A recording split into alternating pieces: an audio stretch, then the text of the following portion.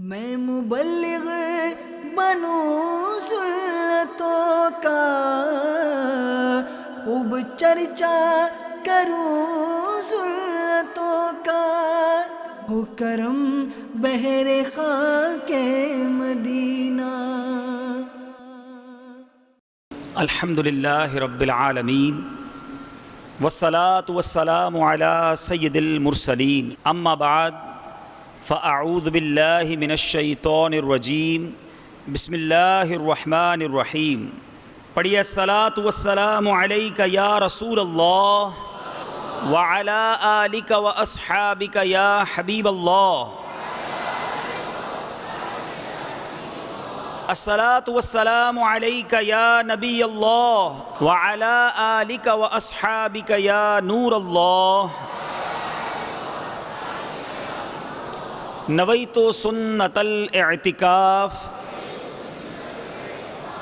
میرے پیارے اور محترم اسلامی بھائیوں اور مدنی چینل کے ناظرین، الحمدللہ عز و جل دعوت اسلامی کے طریقہ کار کے مطابق ہر جمعرات کو بعد نماز مغرب پاکستان کے سینکڑوں شہروں کے ساتھ ساتھ دنیا بھر کے ہزاروں مقامات پر ہفتہ وار سنتوں بھرے اجتماع کا سلسلہ ہوا کرتا ہے۔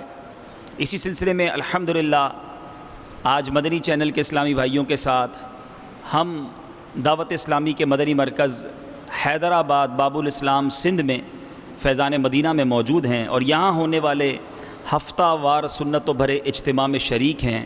اللہ تبارک و تعالی ہم سب کا یہاں جمع ہونا اپنی بارگاہ میں قبول فرمائے۔ اس سے پہلے کہ بیان کا سلسلہ ہو، آئیے اچھی نیتیں کر لیتے ہیں۔ مدینے والے مصطفیٰ صلی اللہ تعالی علیہ وسلم کا فرمان عظمت نشان ہے، نیت المؤمن خیر من عملی۔ مومن کی نیت اس کے عمل سے بہتر ہے۔ آئیے اچھی نیتیں کر لیتے ہیں۔ سب سے پہلے یہ نیت کرتے ہیں کہ اللہ کی رضا کے لیے اول تا آخر اجتماع میں شرکت کروں گا، توجہ کے ساتھ بیان سنوں گا، بات چیت سے بچتے ہوئے، موبائل فون کے استعمال سے بچتے ہوئے، ادھر ادھر دیکھنے یا دیگر کاموں میں مصروف ہونے سے بچتے ہوئے، ممکن ہوا تو با ادب دو زانو بیٹھ کر بیان سنوں گا۔ تو جن اسلامی بھائیوں کے لیے ممکن ہو وہ دو زانو بیٹھ جائیں، انشاءاللہ بیان کی تعظیم کی نیت سے تو اس طرح بیٹھنے کا بھی ثواب ملے گا۔ یہ بھی نیت کر لیں جن کے لیے ممکن ہو، اہم باتیں لکھ لوں گا۔ بیان کے بعد سلام اور مصافحہ کی سنت بھی ادا کروں گا۔ پیارے اور محترم اسلامی بھائیوں، درود پاک کے بے شمار فضائل و برکات ہیں۔ بہت ساری احادیث درود پاک کے فضائل میں ملتی ہیں۔ عام دنوں میں درود پاک پڑھیں تو رحمتیں، برکتیں نچھاور ہوتی چلی جاتی ہیں، رحمتوں کی برسات گویا ہونے لگ جاتی ہے۔ لیکن بالخصوص جب شب جمعہ اور جمعہ کا دن آتا ہے، اب تو درود پاک پڑھنے والے کے وارے نیارے ہی ہو جاتے ہیں۔ حدیث پاک میں آتا ہے، مصطفیٰ جان رحمت، شمع بزم ہدایت، نوشہ بزم جنت، پیکر جود و سخاوت، منبع علم و حکمت، صلی اللہ تعالی علیہ وسلم کا فرمان باعظمت ہے۔ میرے آقا فرماتے ہیں، جو کوئی شخص جمعہ کے دن 200 مرتبہ درود پاک پڑھے، اللہ تعالیٰ اس کے 200 برس کے گناہوں کو معاف فرما دیتا ہے۔ تو انشاءاللہ عز و جل نیت یہ بھی کر لیتے ہیں، آج کی رات اور کل کا دن بھی کثرت سے درود پاک پڑھوں گا۔ دنیا بھر میں جہاں کہیں مدنی چینل کے ناظرین موجود ہوں، آئیے مل کر اپنے آقا و مولا صلی اللہ تعالی علیہ وسلم کی بارگاہ میں درود پاک کا نذرانہ پیش کرتے ہیں۔ صلو علی الحبیب صلی اللہ تعالی علی محمد صلی اللہ علیہ وسلم۔ پیارے اور محترم اسلامی بھائیوں، اسلامی سال، اسلامک کیلنڈر جس کے 12 مہینے یقیناً ہوتے ہیں، اور اسی اسلامی سال کا آخری مہینہ ذی الحجہ کا مہینہ ہمارے درمیان موجود ہے۔ یہ آخری مہینہ اور پہلا مہینہ، جو first month of the year, جو اگلا مہینہ ہے محرم کا مہینہ، یہ دو مبارک مہینے جہاں بہت ساری فضیلتیں لے کر آتے ہیں، وہاں تمام دنیا کے مسلمانوں کے لیے بہت سارے میسیجز بھی لے کر آتے ہیں، بہت سارے پیغامات بھی لے کر آتے ہیں۔ آخری مہینہ ہمیں قربانی کا درس دیتا ہے، قربانی کی یاد دلاتا ہے۔ اس مہینے میں جہاں ساری دنیا کے ہزاروں لاکھوں مسلمان سفر کر کے، سفر کی صعوبتیں برداشت کر کے، اپنا مال خرچ کر کے، اپنے وطن کو چھوڑ کر، سفر کی تھکان اور سفر کی تمام مشکلوں کو برداشت کر کے، قربانی دے کر مکہ مکرمہ پہنچتے ہیں اور وہاں پر حج ادا کرتے ہیں۔ یہ قربانی لاکھوں مسلمان دیتے ہیں، لیکن ساتھ ساتھ 10 ذی الحجہ کو ساری دنیا میں لاکھوں نہیں بلکہ کروڑوں مسلمان اپنے رب کے حضور قربانی پیش کرتے ہیں، جانور قربان کیے جاتے ہیں۔ تو گویا یہ مہینہ پوری دنیا کے لیے گلوبلی ایک قربانی کا میسج دیتا ہے، قربانی کا پیغام دیتا ہے، قربانی کی یاد دلاتا ہے۔ اور جیسے ہی اگلا پہلا مہینہ آتا ہے، محرم کا مہینہ، تو وہ مہینہ تو ایسی لازوال قربانی کی یاد دلاتا ہے جب کربلا والوں نے اپنے سارے خاندان کو سرکار دو عالم صلی اللہ تعالیٰ علیہ وسلم کے دین کی سربلندی کے لیے قربان کر دیا، خاندان کا خاندان لٹا دیا اور پرچم اسلام کو سر بلند کر کے رکھ دیا۔ تو پتہ چلا کہ پہلا مہینہ بھی قربانی، آخری مہینہ بھی قربانی۔ ہمارے اسلام میں قربانی کی کتنی بڑی اہمیت ہے، یہ ہم سب کے ذہنوں میں یاد تازہ کروانے کے لیے یہ ایام آیا کرتے ہیں۔ اے میرے پیارے اسلامی بھائیوں، آئیے آج یہ سنتے ہیں کہ ہم حضرت ابراہیم خلیل اللہ علیہ نبینا علیہ الصلوۃ والسلام اور حضرت اسماعیل ذبیح اللہ علیہ نبینا علیہ الصلوۃ والسلام کی جو یہ یادیں مناتے ہیں، یہ واقعہ کیا ہوا تھا، یہ کیسے روح پذیر ہوا، حضرت اسماعیل علیہ الصلوۃ والسلام کو کس طرح حضرت ابراہیم علیہ الصلوۃ والسلام قربان گاہ کی طرف لے کر چلے، اور آج رہتی دنیا ان کی یاد میں جب حاجی جمرات پر جا کر کنکری مارتے ہیں تو حضرت ابراہیم کی اس ادا کو ادا کرتے ہیں، اور ساری دنیا میں مسلمان جب کسی جانور کو ذبح کرتے ہیں تو اسماعیل ذبیح اللہ علی نبینا علیہ الصلوۃ والسلام کی یاد کو تازہ کرتے ہیں۔ میرے آقا علیہ الصلوۃ والسلام کی یہ سنت مبارکہ بھی ہے۔ بہرحال میرے پیارے اسلامی بھائیوں، کچھ حضرت اسماعیل اور حضرت ابراہیم علی نبینا علیہ الصلوۃ والسلام کے بارے میں سنتے ہیں کہ حضرت ابراہیم علیہ الصلوۃ والسلام نے اولاد کے لیے دعا کی تو اللہ تبارک و تعالی نے بڑھاپے میں حضرت ابراہیم علیہ الصلوۃ والسلام کی دعا کو منظور کر لیا۔ بی بی ہاجرہ رضی اللہ تعالی عنہا کے بطن اطہر میں حضرت اسماعیل علیہ الصلوۃ والسلام کو پروردگار عز و جل نے ٹھہرایا۔ پھر ایک کنویں پر ایک فرشتے نے حضرت ہاجرہ کو بشارت دی کہ تیرا فرزند ہوگا، اس کا نام اسماعیل رکھنا اور اس کی اولاد بہت پھیلے گی۔ جب بی بی ہاجرہ کا بیٹا پیدا ہوا تو فرشتے کی بشارت کے موافق اس کا نام اسماعیل رکھا گیا۔ اس وقت حضرت ابراہیم علیہ الصلوۃ والسلام کی ایک روایت کے مطابق عمر مبارک 86 برس تھی، 86 ایئرز کی عمر میں آپ کے یہاں حضرت اسماعیل علیہ الصلوۃ والسلام کی ولادت ہوئی۔ حضرت ابراہیم علیہ الصلوۃ والسلام نے اللہ تبارک و تعالیٰ کی قرآن مجید فرقان حمید میں یہ الفاظ بھی موجود ہیں کہ آپ نے اپنے رب کی بارگاہ میں اللہ کی حمد و ثنا بیان کی اور اپنے رب سے اس طرح عرض کیا، اور جب کہا ابراہیم نے اے میرے رب اس شہر کو امن والا بنا دے اور مجھے اور میری اولاد کو بت پرستی سے پناہ دے۔ حضرت ابراہیم علیہ الصلوۃ والسلام کو حضرت اسماعیل سے بڑی محبت تھی۔ کبھی کبھی آپ فرط محبت سے اپنے اس لخت جگر کو سینے سے چمٹایا کرتے، اس کو بوسہ دیا کرتے، اپنے اس بیٹے سے بڑی محبت تھی۔ حضرت ابراہیم علیہ الصلوۃ والسلام کو حکم ہوا کہ بی بی ہاجرہ اور اپنے اس بیٹے کے ساتھ جاؤ اور ان کو ایک بیابان میں چھوڑ کر آ جاؤ۔ چنانچہ حضرت اسماعیل علیہ الصلوۃ والسلام اور ان کی والدہ بی بی ہاجرہ رضی اللہ تعالیٰ عنہا کو لے کر حضرت ابراہیم علیہ الصلوۃ والسلام مکہ مکرمہ کی جانب روانہ ہو گئے۔ اب یہ حکمت تھی اللہ عز و جل کی کہ ان کے ذریعے خانہ کعبہ کو بلکہ تمام عرب کی اولاد کو ان سے آباد کرنا تھا۔ جب حضرت ابراہیم علیہ الصلوۃ والسلام اپنی زوجہ اور اپنے بچے کو لے کر آج جہاں آب زمزم شریف کا کنواں ہے وہاں پہنچے تو وہاں ایک درخت تھا، اس درخت کے نیچے اپنی زوجہ اور اپنے بچے کو بٹھایا اور آپ دیدہ آنکھوں سے وہاں سے واپس ہونے لگے۔ بی بی ہاجرہ پیچھے پیچھے جاتی ہیں اور کہتی کہ ہمیں کس کے حال پر، کس کی نگہبانی پر ایسے بیابان میں کس کے سپرد کر کے جا رہے ہو؟ حضرت ابراہیم علیہ السلام نے فرمایا تمہارا محافظ پروردگار عالم ہے۔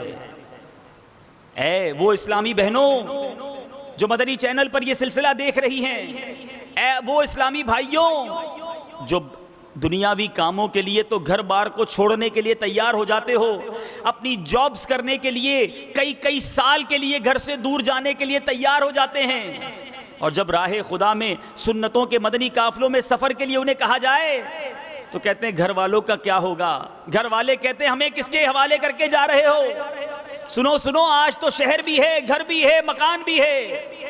وہ کیسا وقت ہوگا جب ایک جنگل بیابان، ایک تپتی زمین، فقط ایک درخت ہے، اکیلی ایک ماں ہے، اس کا ایک بچہ ہے۔ وہ بی بی ہاجرہ حضرت ابراہیم علیہ السلام سے کوسچن کرتی ہیں، سوال پوچھتی ہیں، ہمیں کس کے حوالے کر کے جا رہے ہیں؟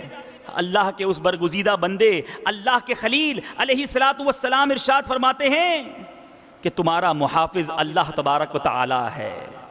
جب آپ کی مبارک زوجہ نے یہ سنا تو کیا کہتی ہیں؟ حسبی اللہ وتوکلت علی اللہ، مجھے اللہ کافی ہے اور میں نے اس کی ذات پر توکل کیا، اللہ کے حوالے کیا، میں اللہ کی رضا پر راضی ہوں۔ اب جناب حضرت ابراہیم علیہ السلام نے بڑی حسرت کے ساتھ اپنی بچوں کی امی کو، اپنے بیٹے کو چھوڑ کر ملک شام کا سفر اختیار کیا۔ اب ایسی جگہ پہنچ گئے چلتے چلتے چلتے کہ جہاں سے ان کی نظر نہ پڑے، تو اب کیا کیا؟ اپنا رخ مکہ پاک کی طرف کر کے اپنے رب کے حضور دعا کی، اور عاجزی سے ایسی دعا کی، اللہ تبارک و تعالیٰ نے قرآن مجید فرقان حمید میں اس دعا کو ذکر کیا، ربنا انی اسکنت من ذریتی بواد غیر ذی زرع عند بیتک المحرم، اے میرے رب میں نے اپنی کچھ اولاد ایک نالے میں بسائی جس میں کھیتی نہیں ہوتی، تیرے حرمت والے گھر کے پاس، اے ہمارے رب اس لیے کہ وہ نماز قائم رکھیں تو تو لوگوں کے کچھ دل ان کی طرف مائل کر دے اور انہیں کچھ پھل کھانے کو دے، شاید وہ احسان مانے۔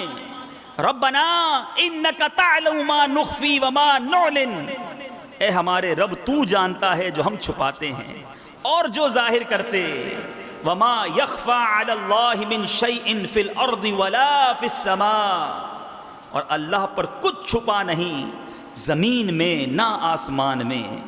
الحمدللہ الذی وہب لی علی الکبر اسماعیل و اسحاق، سب خوبیاں اللہ کو جس نے مجھے بڑھاپے میں اسماعیل و اسحاق دیے۔ ان ربی لسمیع الدعاء، بے شک میرا رب دعا سننے والا ہے۔ پھر فرماتے ہیں رب اجعل لی مقیم الصلاۃ ومن ذریتی ربنا وتقبل دعاء، اے میرے رب مجھے نماز قائم کرنے والا رکھ اور کچھ میری اولاد کو، اے ہمارے رب اور میری دعا سن لے۔ ربنا اغفر لی ولوالدی وللمؤمنین یوم یقوم الحساب، اے ہمارے رب مجھے بخش دے اور میرے ماں باپ کو، سب مسلمانوں کو جس دن حساب قائم ہوگا۔ یہ دعا کی حضرت ابراہیم علیہ السلام اپنے گھر والوں کو چھوڑ کر چل پڑے۔ اب میرے پیارے اسلامی بھائیوں، دعا کس نے کی تھی؟ اللہ کے خلیل نے دعا کی تھی، اللہ کے نبی نے دعا کی تھی، قربانی دے کر دعا کی تھی۔ اللہ نے دعا کیسی قبول فرمائی کہ میرے پیارے اور محترم اسلامی بھائیوں، اللہ تبارک و تعالی نے ایسی نعمتوں سے مالا مال کیا کہ ایک عورت اور بچے سے نہ صرف اس شہر کو ان کو آباد کیا، بلکہ مکہ مکرمہ جو آج ہر طرف نعمتوں سے مالا مال ہے وہ بھی انہی کے صدقے میں آباد ہو گیا۔ حضرت ابراہیم علیہ السلام اللہ تعالیٰ کے حکم سے آتے جاتے رہتے، آہستہ آہستہ وہاں عمارتیں بننا شروع ہو گئیں۔ حضرت اسماعیل علیہ السلام کے اخراجات انہوں نے اپنے ذمے ٹھہرائے، اور اب یہ معاملہ آگے بڑھتا رہا۔ جب حضرت اسماعیل علیہ السلام کی عمر 7 برس کی ہوئی ذرا غور کیجئے گا، 86 سال کی عمر میں بیٹا ملے، بڑا پیار ہو، بڑی محبت ہو، اور اب 7 سال کا ہو۔ بچہ جب بٹوین 10 ایئرز ہوتا ہے، 10 سال کے نیچے ہوتا ہے، تو ماں باپ کی آنکھوں کا بڑا تارا ہوتا ہے۔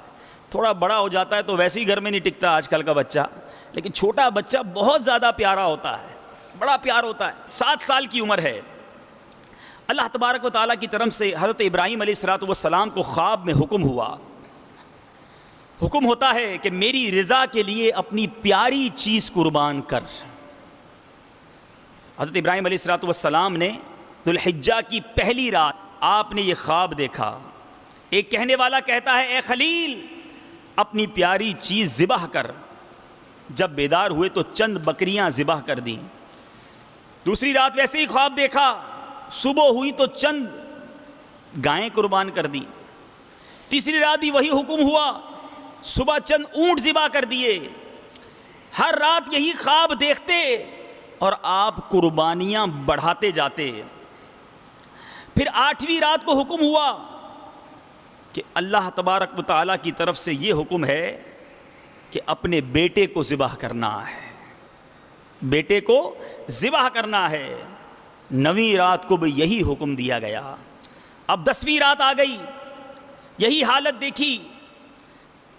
پھر اللہ تعالیٰ کے امر کی تعظیم کا ارادہ کیا۔ پھر حضرت ابراہیم علیہ السلام خانہ کعبہ میں گئے تو وہاں سے بھی یہی آواز آئی اے ابراہیم اپنے بیٹے کو لوجہ اللہ، اللہ کے لیے ذبح کر۔ تب حضرت اسماعیل علیہ السلام کو آپ نے اپنی زوجہ کو کہا، ان کی والدہ کو کہا انہیں تیار کرو۔ تیار کیا، کہا میں اپنے دوست کے یہاں اسے لے جاتا ہوں، اور حضرت اسماعیل علیہ السلام کو بھی لے جاتا ہوں، خود بھی اپنے دوست کے یہاں جا رہا ہوں۔ والدہ نے حضرت اسماعیل کو غسل دیا، نئے کپڑے پہنائے، کنگھی کی، خوشبو لگائی۔ بی بی ہاجرہ نے اپنے بیٹے کو تیار کر کے حضرت ابراہیم کے سپرد کر دیا، اور کیا کہا افوض امری الی اللہ ان اللہ بصیر بالعباد، یعنی میں نے اپنا کام اللہ کے سپرد کیا، بے شک اللہ تعالیٰ اپنے بندوں کو دیکھنے والا ہے۔ حضرت ابراہیم علیہ السلام نے رسی اور چھری خفیہ لے لی اور مینا کی طرف روانہ ہو گئے۔ ان کے جانے کے بعد اب شیطان کا کام شروع ہوتا ہے۔ اللہ کی راہ میں قربانی دی جائے، نیکی کا کوئی بہت بڑا کام کیا جائے، شیطان کیسے خاموش بیٹھ سکتا ہے؟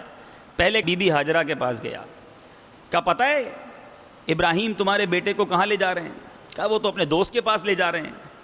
کہا نہیں، تیرے بیٹے کو ذبح کرنے لے جا رہے ہیں۔ بی بی نے کہا ایسا کون سا باپ ہوتا ہے جو اپنے بیٹے کو ذبح کرے؟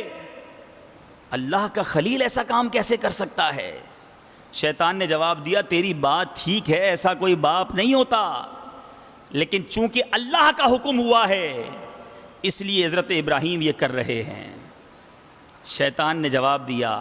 بی بی صاحبہ نے کیا کہا؟ سنو سنو، اگر اس وقت مدری چینل پر اسلامی بہنیں سن رہی ہیں جن کو یہ پتہ ہوتا ہے کہ یہ اللہ کا حکم ہے مگر پھر بھی کہتی ہیں میری بات مانی جائے، میری جو ڈیزائرز ہیں، میری جو خوشنودی ہے، ہمارے خاندان کا یہ طریقہ ہے، ہمارے خاندان کے یہ رسم و رواج ہیں۔ ارے برابر والے نے گاڑی لے لی، اب شوہر کو کہتی ہیں حرام کمانا ہو تو حرام کماؤ، ہمیں بھی گاڑی چاہیے۔ برابر والے نے گھر میں سامان لایا، ہمیں بھی گھر میں سامان لانا ہے۔ ایک تو وہ عورتیں ہیں جو اس طرح کر کے اپنے شوہروں کو، اپنے گھر والوں کو حرام کام میں اللہ کے احکام کے خلاف اکساتی رہتی ہیں، دوسری طرف وہ ماں ہے جس کے بیٹے کو ذبح کرنے لے جایا جا رہا ہے۔ شیطان آ کر کہتا ہے پتہ ہے جس لخت جگر کو بڑی آرزوؤں سے پایا آج اسے اس کا باپ ذبح کرنے گیا ہے۔ کیوں گیا ہے؟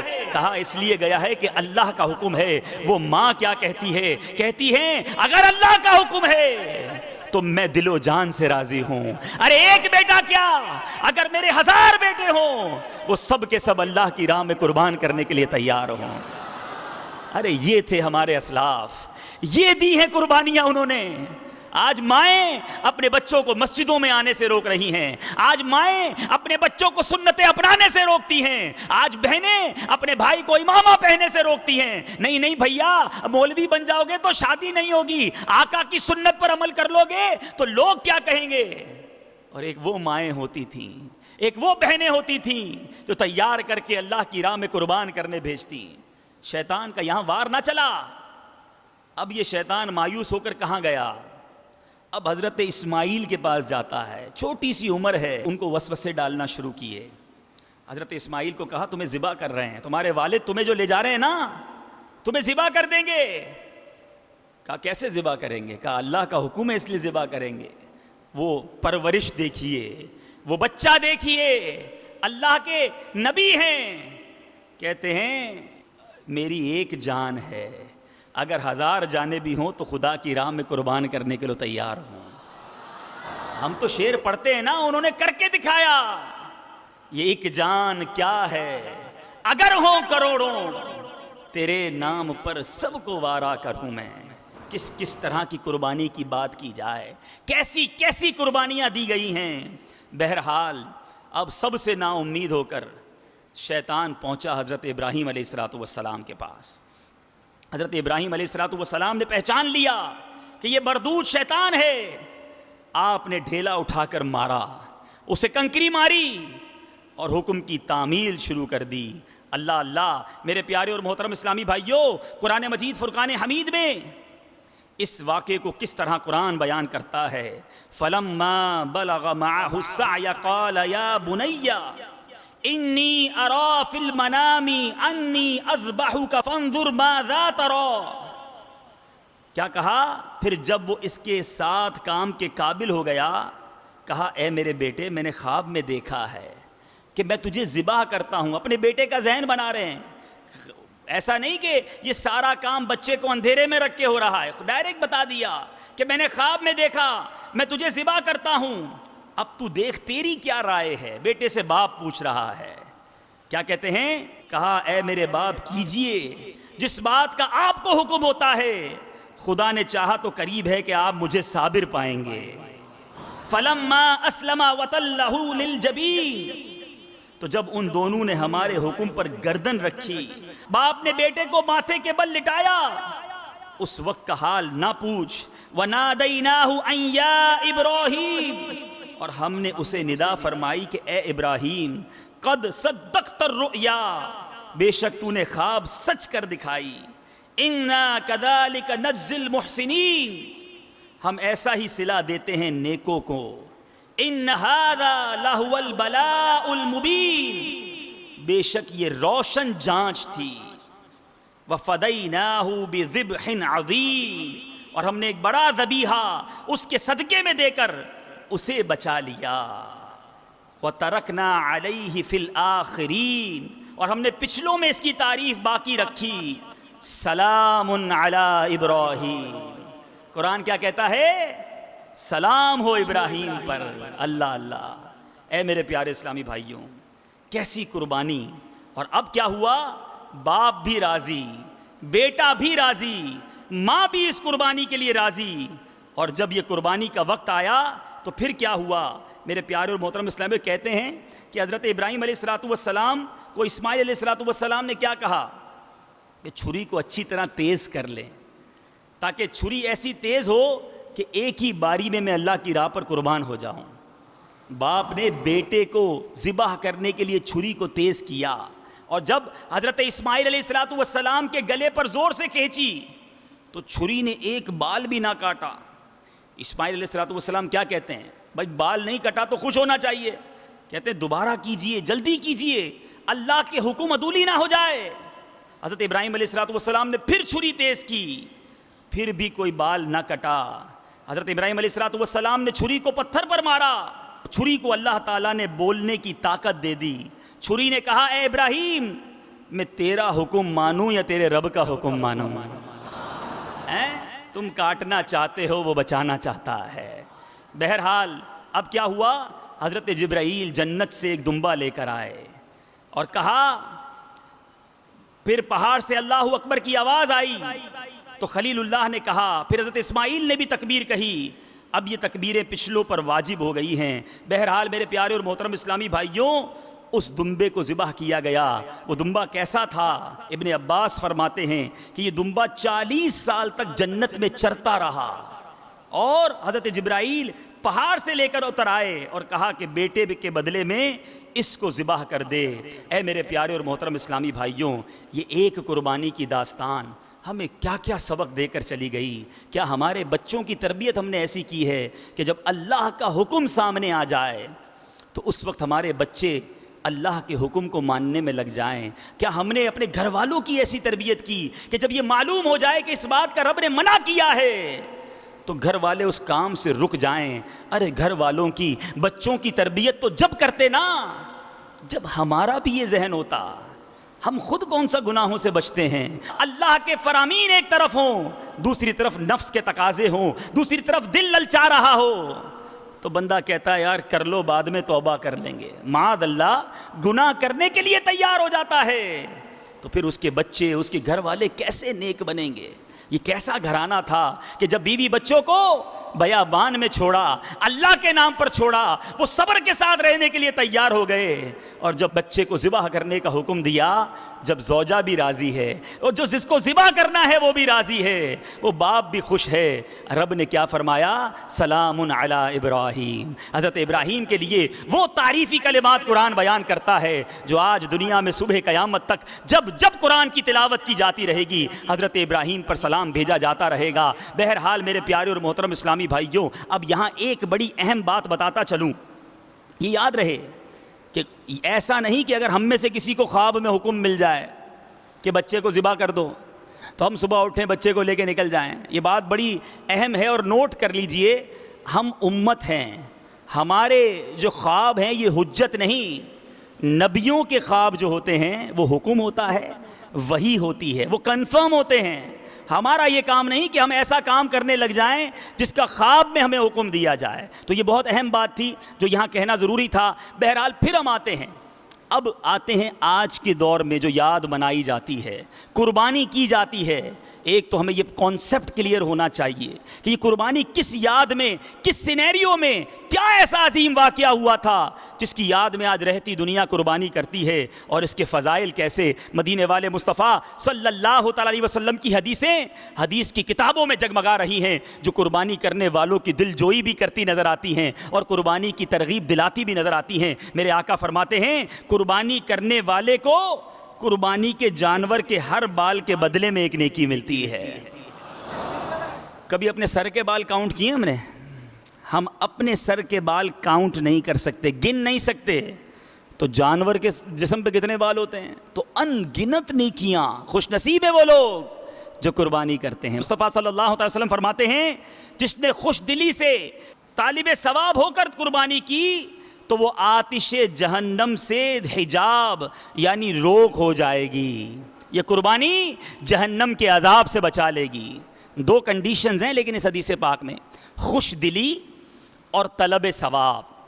یہ بہت بڑا پرابلم ہے۔ قربانی کرنے والوں سے پوچھو کیا نیت ہے؟ ذرا خاندان والے خوش ہو جائیں، بچے خوش ہو جائیں، محلے میں ذرا نام ہو جائے، میرا جانور کیسا ہے ذرا لوگ دیکھ لیں۔ ارے کنڈیشن تو حدیث میں دو تھیں، طالب ثواب ہو کر اور خوش دلی کے ساتھ۔ اچھا کچھ لوگ قربانی کرتے ہیں بڑا بوجھ فیل کر کے، ارے قربانی کے دن آ گئے پھر خرچہ کرنا پڑے گا، پھر قربانی کرنی پڑے گی، اللہ اللہ اب تو جناب کرنی پڑے گی، رشتہ دار بھی کر رہے ہیں، پڑوسی بھی کر رہے ہیں، بچے بھی نہیں مانیں گے، یہ خرچہ تو ہوگا ہی ہوگا۔ اب یہ خوش دلی تو نہ ہوئی نا، بد دلی کے ساتھ بوجھ سمجھ کر۔ ارے اللہ کے بندے قربانی کرنے والے یہ سوچ کہ تجھے تیرے رب نے یہ سعادت دی ہے، اس قابل بنایا کہ تو قربانی کر رہا ہے، شکر ادا کرتے ہوئے خوش دلی کے ساتھ اللہ کی راہ میں جانور قربان کرو کہ اللہ نے مغفرت کا سامان عطا کر دیا ہے۔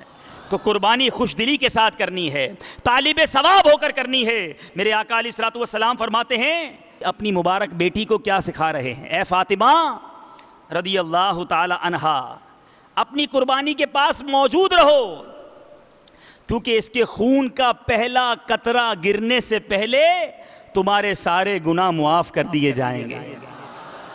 یہ چھوٹا کام نہیں، یہ قربانی میں سستی نہیں کرنی چاہیے، جن پر واجب ہے خوش دلی کے ساتھ خوشی خوشی۔ ارے اللہ نے پھر بقرہ عید عطا فرمائی، پھر یہ مہینہ آیا، مجھے رب نے صاحب استطاعت بھی کیا، مولا تیرا شکر ہے، اور پھر خوش دلی کے ساتھ اللہ کی راہ میں قربانی کرے۔ میرے آقا علیہ الصلوۃ والسلام فرماتے سنیے، وہ لوگ جو قربانی نہیں کرتے، کنجوسی کرتے ہیں یا کوئی نہ کوئی عذر بنا لیتے ہیں، میرے آقا کیا فرماتے ہیں؟ فرماتے ہیں جس شخص میں قربانی کرنے کی وسعت ہو، استطاعت رکھتا ہو، پھر بھی وہ قربانی نہ کرے تو وہ ہماری عیدگاہ کے قریب نہ آئے، دور کر دیا اپنے آپ سے، ہماری عیدگاہ کے بھی قریب نہ آئے۔ اب ایسے لوگ سوچیں کہ جو قربانی کے دنوں میں نئی نئی باتیں لاتے ہیں کہ جناب قربانی کی جگہ کسی غریب کی مدد کر دو، قربانی کی جگہ کوئی اور نیک کام کر دو، ارے ہم ہوتے کون ہیں فیصلہ کرنے والے؟ احادیث میں یہ مفہوم موجود ہے کہ اس دن، قربانی والے دن، اللہ کی راہ میں جانور کا خون بہانے سے زیادہ اور کوئی افضل عمل نہیں ہے۔ ارے جب یہ روایتوں میں، حدیثوں میں مفہوم موجود ہے تو میں اور آپ کون ہوتے ڈیسیشن لینے والے کہ اس دن جناب ان پیسوں سے کوئی اور کام کر لیا جائے؟ ارے کسی غریب کی مدد کرو گے، کسی رشتہ دار کی شادی کروا دو گے، اس رقم سے کسی کا بھلا کرو گے، نیت تو یہی ہے نا کہ ثواب کمانا ہے۔ ارے جب حدیث کہتی ہے کہ اللہ کے یہاں ان دنوں میں مقبول عمل قربانی کرنا ہے تو ثواب دینے والا رب ہے، حکم اس کی طرف سے ہے، تو ہمارا کام ماننا ہے اور ان دنوں فقط قربانی ہی کرنی چاہیے، خوش دلی کے ساتھ کرنی چاہیے، ورنہ ہم نے سنا میرے آقا فرماتے وہ ہماری قربان گاہ کے قریب بھی نہ آئے۔ اس طرح میرے آقا نے ارشاد فرمایا۔ بہرحال میرے پیارے اور محترم اسلامی بھائیوں، اب فتاوی امجدیہ میں ایک فتویٰ ہے، اس کا کچھ حصہ میں آپ کو بتاتا ہوں۔ اگر کسی پر قربانی واجب ہے اور اس وقت اس کے پاس روپے نہیں ہیں تو قرض لے کر یا کوئی چیز فروخت کر کے بھی وہ قربانی کرے۔ یعنی اب بتاؤں گا میں اس کا نصاب کیا ہے، ابھی انشاءاللہ بیان کے آگے ہم سنیں گے کہ کتنا نصاب ہوگا تو قربانی ہوگی۔ اگر وہ نصاب ہے لیکن کیش ہاتھ میں نہیں ہے تو کسی چیز کو بیچنا پڑے تو بیچنی ہوگی یا قرض لینا ہوگا مگر قربانی کرنی ہوگی۔ یہ کوئی غلط کانسیپٹ نہ سمجھ لے کہ قرض لے کر بھی قربانی کرنی ہے۔ قرض اس نے لینا ہے جو صاحب نصاب ہے۔ ہاں ابھی ہاتھ میں کیش نہیں ہے، سونا ہے، چاہتا نہیں سونا بیچوں، یا پراپرٹی ہے، پتہ ہے پراپرٹی اتنی جلدی بکنی نہیں ہے، تو اب وہ قرض بھی لے لیکن قربانی ضرور کرے۔ کیا کیا فضیلت بتائیں قربانی کی۔ خوش نصیب ہوتے ہیں جو خوش دلی کے ساتھ قربانی کرتے ہیں۔ سرکار نامدار مدینے کے تاجدار صلی اللہ تعالیٰ علیہ وسلم کا فرمان خوشبودار ہے، انسان بقرہ عید کے دن کوئی ایسی نیکی نہیں کرتا، جو میں بات کر رہا تھا یہ وہی حدیث پاک آ گئی، کوئی ایسی نیکی نہیں کرتا جو اللہ عز و جل کو خون بہانے سے زیادہ پیاری ہو۔ اور یہ جانور جو ہے نا جس کو قربان کرتے ہو، سنو سنو، یہ کیا کرے گا؟ یہ قربانی قیامت میں اپنے سینگوں، بالوں اور کھروں کے ساتھ آئے گی، اور قربانی کا خون زمین پر گرنے سے پہلے اللہ کے یہاں قبول ہو جاتا ہے۔ لہٰذا خوش دلی سے قربانی کرو۔ حضرت شیخ عبدالحق محدث دہلوی فرماتے ہیں قربانی اپنے کرنے والے کے نیکیوں کے پلے میں رکھی جائے گی جس سے نیکیوں کا پلڑا بھاری ہو جائے گا۔ حضرت سیدنا علامہ علی قاری علیہ رحمت اللہ الباری فرماتے ہیں پھر یہ جو قربانی ہے اس کے لیے سواری بنے گی جس کے ذریعے یہ شخص پل صراط پر آسانی سے گزر جائے گا۔ پل صراط کی سواری بھی یہ قربانی بننی ہے، اور اس جانور کا ہر عضو مالک یعنی قربانی پیش کرنے والے کے ہر عضو کے لیے جہنم سے آزادی کا فدیہ بن جائے گا۔ جانور کا کان، اس کے کان، جانور کا آنکھ، قربانی کرنے والے کی آنکھ کے سامنے فدیہ بنتا چلا جائے گا۔ ہر عضو جو ہے قربانی کرنے والے کے عضو کے لیے فدیہ بنے گا۔ تو اے میرے پیارے اور محترم اسلامی بھائیوں، ہمیں پتہ چلا قربانی کرنے کے کتنے فضائل ہیں۔ اب یہاں ایک اہم بات، قربانی لوگ کرتے ہیں اس میں بہت ساری نیتیں، اچھا جانور لیں گے پھر لوگوں کو قیمت بتائیں گے اتنے کا خریدا ہے، ہاں جناب ہم تو ہر سال ایسا ہی کرتے ہیں جانور، پھر لوگوں کو بلائیں گے ذرا دیکھ کے جاؤ میرا جانور، ذرا محلے میں بھی دکھایا جائے۔ اب یہاں بھی وہ بات نیتوں کی آ جائے گی۔ اچھا جانور کیجئے، خوبصورت جانور کیجئے، قیمتی جانور قربان کیجئے، مگر نیتوں کو بھی صاف رکھیے۔ اگر نیتیں کچھ اور ہیں، قرآن مجید فرقان حمید میں سورہ حج میں اللہ تعالیٰ ارشاد فرماتا ہے، ترجمہ کنز الایمان، اللہ کو ہرگز نہ ان کے گوشت پہنچتے ہیں نہ ان کے خون، ہاں تمہاری پرہیزگاری اس تک باریاب ہوتی ہے۔ تقوی، اچھی نیت، اللہ کی رضا حاصل کرنے کے لیے قربانی کرے، نہ کہ دنیا والوں کو دکھانے کے لیے۔ اے میرے پیارے اور محترم اسلامی بھائیوں، سرکار دو عالم صلی اللہ علیہ وسلم کی بارگاہ میں صحابہ کرام نے سوال کیا، یا رسول اللہ صلی اللہ علیہ وسلم یہ قربانیاں کیا ہیں؟ آقا علیہ الصلوۃ والسلام نے فرمایا یہ تمہارے باپ ابراہیم علیہ الصلوۃ والسلام کی سنت ہے۔ صحابہ نے عرض کی یا رسول اللہ کیا اس سے ہمیں کوئی ثواب بھی ملے گا؟ مدینے والے مصطفیٰ صلی اللہ تعالیٰ علیہ وسلم نے فرمایا ہاں، قربانی کے جانور کے ہر بال کے بدلے میں ایک نیکی ملے گی۔ صحابہ نے عرض کیا یا رسول اللہ صلی اللہ علیہ وسلم اگر اون والا جانور ہو، بال نہ ہو، اون ہو؟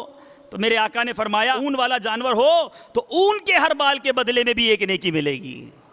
تو کس قدر نیکیاں ہیں میرے پیارے اور محترم اسلامی بھائیوں۔ قرآن مجید فرقان حمید میں سورہ کوثر بچے کو یاد ہے، اس میں ایک آیت کا جز فَصَلِّ لِرَبِّكَ وَانْحَرْ، ٹھیک ہے، اس کا ترجمہ ہے کنز ایمان، تو تم اپنے رب کے لیے نماز پڑھو اور قربانی کرو۔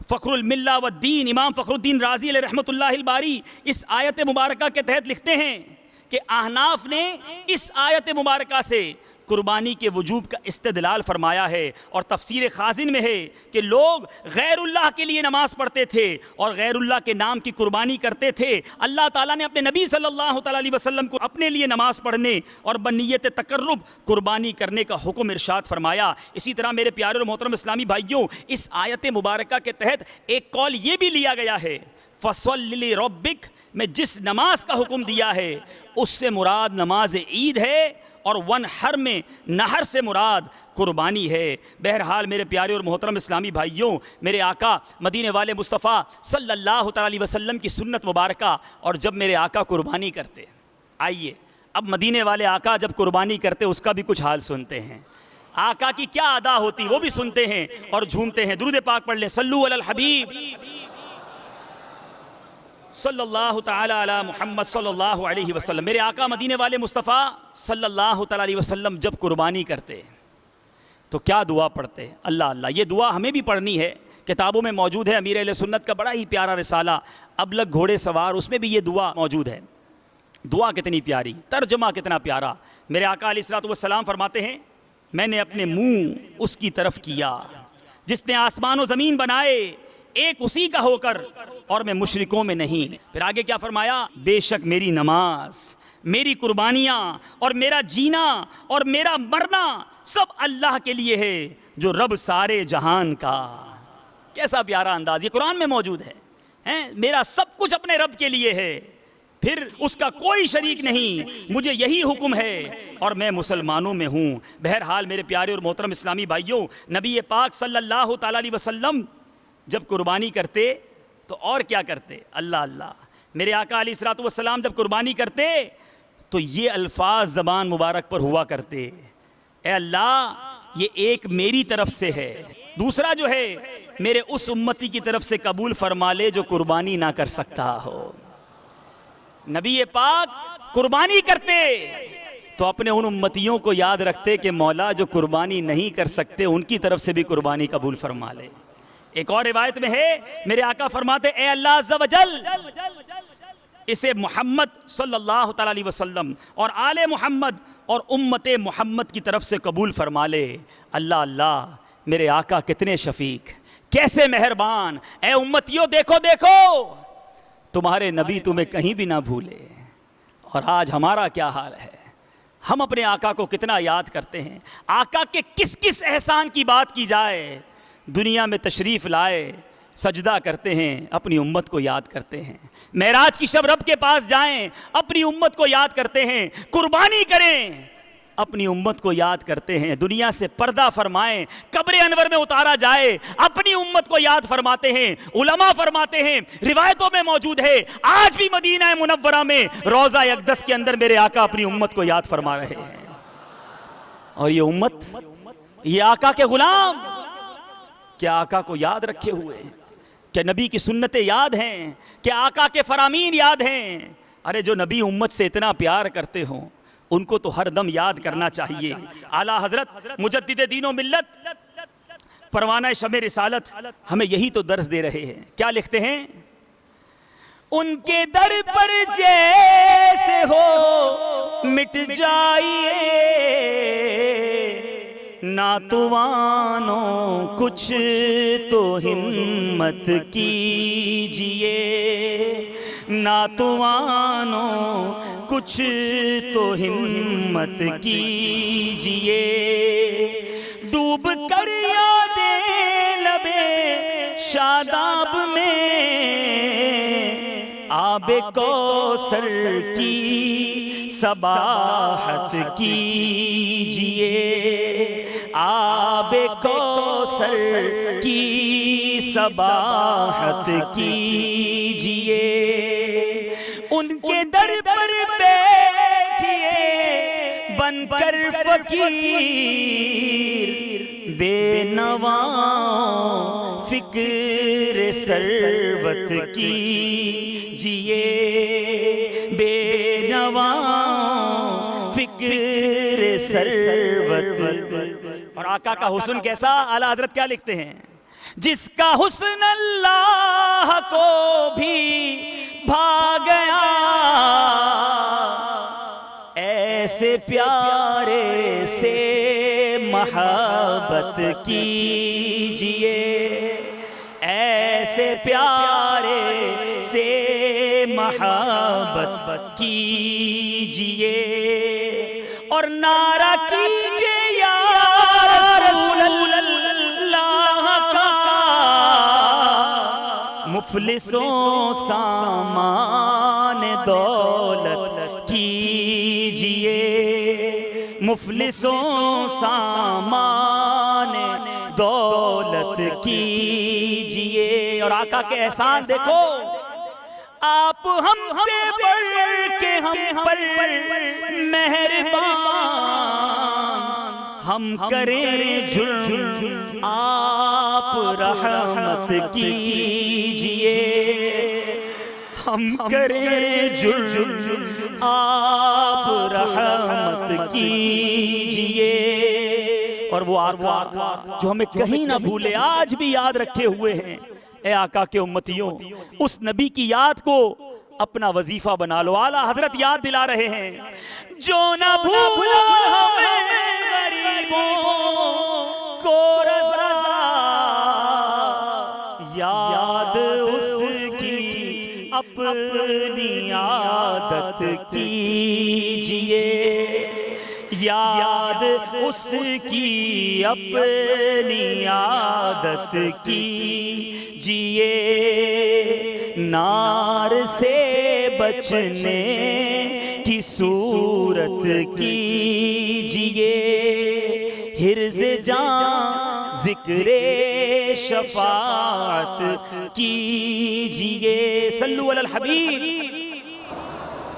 بہرحال میرے پیارے اسلامی بھائیوں، یہ مہینہ کہیں تو حضرت ابراہیم علیہ السلام کی قربانی یاد دلا رہا ہے، کہیں حضرت اسماعیل علیہ السلام کا صبر یاد دلا رہا ہے، کہیں بی بی ہاجرہ رضی اللہ تعالیٰ عنہ کی اللہ کی بارگاہ میں اللہ کے حکم پر رضا یاد دلا رہا ہے، کہیں میرے آقا کا امت سے پیار یاد دلا رہا ہے، کہیں مسلمانوں کا اپنا مال اللہ کی راہ میں خرچ کرنا یاد دلا رہا ہے۔ تو اے مسلمانوں، اس مہینے کے اس پیغام کو قبول کر لیجئے کہ انشاءاللہ جب بھی ہمارے دین اسلام کو ہمارے مال کی ضرورت پڑی، ہم قربانی دینے سے گریز نہیں کریں گے۔ سنتوں کی خدمت کے لیے ہمیں جب جب بلایا گیا، جب دعوت اسلامی والے کہیں گے، ہم اپنے وقت کی قربانی دے کر لبیک کہیں گے۔ اسی طرح یہ بھی نیت کیجئے کہ انشاءاللہ ہمیں اپنے وطن کو چھوڑ کر، اپنے گھر کو چھوڑ کر، اگر سنتوں کی خدمت کے لیے دنیا کے کسی بھی کونے میں جانا پڑا، ہم اس قربانی دینے سے بھی دریغ نہیں کریں گے۔ اور جن جن پر قربانی واجب ہے، آج وہ نیت کریں کہ انشاءاللہ شرعی تقاضوں کے مطابق اپنی قربانی کو ضرور ادا کریں گے۔ اب قربانی کس پر واجب ہے، یہ مسئلہ سن لیجئے۔ ہر بالغ مقیم مسلمان مرد و عورت مالک نصاب پر قربانی واجب ہے۔ مالک نصاب کون ہوگا، یہ بھی غور سے سن لیں۔ مالک نصاب وہ ہوگا کہ اس شخص کے پاس 52.5 تولہ چاندی یا اتنی مالیت کی رقم یا اتنی مالیت کا تجارت کا مال یا اتنی ہی مالیت کا حاجت اصلیہ کے علاوہ سامان ہو۔ اب حاجت اصلیہ کیا ہے، یہ بھی سن لیجئے۔ حاجت اصلیہ سے مراد وہ چیزیں ہیں جن کی عموماً انسان کو ضرورت ہوتی ہے اور ان کے بغیر زندگی گزارنا، گزر اوقات کرنا بڑا دشوار ہوتا ہے، جیسے رہنے کا گھر، پہننے کے کپڑے، سواری، علم دین سے متعلق کتابیں، پیشے سے متعلق اوزار وغیرہ اگر حاجت اصلیہ کی تعریف پیش نظر رکھی جائے تو بخوبی معلوم ہوگا کہ ہمارے اپنے گھروں میں بھی بہت ساری ایسی چیزیں ہوتی ہیں جو حاجت اصلیہ میں داخل نہیں ہوتی. چنانچہ اگر ان کی قیمت 52.5 تولہ چاندی کے برابر پہنچ گئی تو قربانی واجب ہوگی. تو یہ قربانی واجب کس پر ہوگی یہ بھی ہم نے سن لیا. اب ہو سکتا ہے کچھ اسلامی بھائی یہاں ایسے ہوں کہ وہ یہ سوچ رہے ہوں کہ جناب ہم پر تو قربانی واجب نہیں ہے, اتنی ساری فضیلتیں بتائی گئیں, ہم یہ فضیلتیں کیسے پا سکتے ہیں؟ اللہ کی رحمت پر قربان سنیے اور جھومیے. پہلے تو قربانی کرنے والے ایک مدنی پھول لے لیں, پھر جو قربانی نہیں کر رہے وہ بھی مایوس نہ ہوں. درود پاک پڑھ لیں, صلو علی الحبیب. مفسر شہیر حکیم الامت حضرت مفتی احمد یار خان علیہ رحمت المنان ایک حدیث پاک, جب عشرہ آ جائے اور تم میں سے کوئی قربانی کرنا چاہے تو اپنے بال و خال کو بالکل ہاتھ نہ لگائے, کہ تحت فرماتے ہیں یعنی جو امیر وجوباً یعنی ایسا غنی جس پر قربانی واجب ہو گئی وہ, یا فقیر ہے مگر نفلی قربانی کر رہا ہے, تو وہ ذوالحجۃ الحرام کا چاند دیکھنے سے قربانی تک ناخن, بال اور بدن کی مردار خال وغیرہ نہ کاٹے نہ کٹوائے, تاکہ حاجیوں سے قدر مشابہت ہو جائے کہ وہ لوگ احرام میں حجامت وغیرہ نہیں کرا سکتے, اور تاکہ قربانی ہر بال ہر ناخن کے لیے جہنم سے آزادی کا فدیہ بن جائے. اچھا فرماتے یہ حکم استحبابی ہے, مستحب ہے, واجب نہیں ہے. اب میرے پیارے اور محترم اسلامی بھائیوں, قربانی کرنے والے کا حجامت نہ کرانا بہتر ہے, لازم نہیں ہے. اور یہ ایک اور بڑی پیاری بات پتہ چلی کہ یہ کیوں کروایا جا رہا ہے, حاجیوں کی نقل ہو جائے تو اچھوں کی نقل بھی اچھی ہوتی ہے. اچھا یہ تو اب قربانی والوں کے لیے مدنی پھول آ گیا. اب جو قربانی نہیں کر رہے وہ بھی سن لیں. مفتی صاحب فرماتے ہیں بلکہ جو قربانی نہ کر سکے وہ بھی اس عشرہ یعنی ذوالحجۃ الحرام کے ابتدائی 10 ایام میں حجامت نہ کرائے, بقرعید کے دن بعد نماز عید حجامت کرائے تو انشاءاللہ عز و جل قربانی کا ثواب پائے گا. اللہ کی رحمت دیکھیے, رحمت دا دریا الہی ہر دم وگدا تیرا, جے ایک قطرہ بخشے مینوں کم بڑھ جاوے میرا. تو اللہ کی رحمت بہانے تلاش کرتی ہے, تو انشاءاللہ اس مدنی پھول پر بھی عمل کریں گے. تو اب قربانی کی بات ہوئی ہے تو وقت کی قربانی, پیسوں کی قربانی, کچھ نہ کچھ تو دیں گے نا. تو چلیں بھائی, حضرت ابراہیم علیہ السلام, حضرت اسماعیل علیہ السلام, بی بی حاجرہ رضی اللہ تعالی عنہا, ان سب کے ایصال ثواب کے لیے, ان کی بارگاہ میں تحفہ پیش کرنے کے لیے, پھر ہمارے آقا کی بارگاہ میں تحفہ پیش کرنے کے لیے. اور یہ شہر تو ویسے ہی ہمارے مرحوم رکن شورا حاجی زمزم رحمۃ اللہ تعالی علیہ کی یاد دلاتا ہے, بڑی ان کی یادیں یہاں وابستہ ہیں. تو ذوالحجہ میں 3 دن مدنی قافلے کی ان سب کو ایصال ثواب کرنے کی کون کون نیت کرتا ہے؟ ماشاءاللہ یہاں والے بھی نیت کریں, مدنی چینل کے ناظرین بھی نیت کریں انشاءاللہ. ابھی قربانی کی بات چلی ہے تو ہم اپنے وقت کی قربانی بھی دیں گے انشاءاللہ. اللہ تعالی ہم سب کو دعوت اسلامی کے مدنی ماحول پر استقامت عطا فرمائے. تو زمزم بھائی نے ایک بڑی پیاری تحریک امیر اہل سنت کی نگاہ کرم سے ہمیں عطا فرمائی تھی کہ ہر مہینے کے پہلے پیر یوم کفل مدینہ منایا جاتا ہے. اور وہ یوم کفل مدینہ کیا ہوتا ہے؟ اس دن لکھ کر بولنا ہے, نگاہوں کی حفاظت کرنی ہے. حیدرآباد والے تو بالخصوص, اور ساری دنیا میں جہاں جہاں اسلامی بھائی دیکھ رہے ہیں سب نیت کریں, ہم بھی یوم کفل مدینہ بنائیں گے. اللہ تبارک و تعالی ہم سب کو دعوت اسلامی کے مدنی ماحول پر استقامت عطا فرمائے. جو قربانی کر رہے ہیں اللہ تعالیٰ ان سب کو شریعت کے تقاضوں کے مطابق قربانی کرنے کی توفیق عطا فرمائے, اور ان سب کی قربانی کو اپنی بارگاہ میں قبول فرمائے. صلو علی الحبیب. میں مبلغ بنوں سنتوں کا, خوب چرچا کروں سنتوں کا, ہو کرم بہر خاک مدینہ.